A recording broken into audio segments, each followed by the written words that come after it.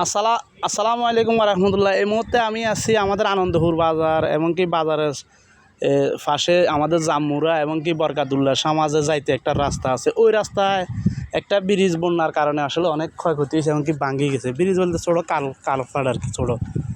এখন আমার আমার চোখে লাগলো, এটা ভিডিও করি।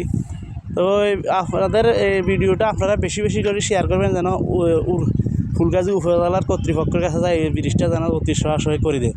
এখানে দুইটা মাদ্রাসা আছে এবং কি জাম্মুড়ের লোক এবং কি বরকাতুল্লাহ মামা সমাজের লোক, এই দুই তিন গ্রামের লোকে এখানে আসা যাওয়া আছে। এই রাস্তাগুলো অনেক চলতে অনেক কষ্ট হয়।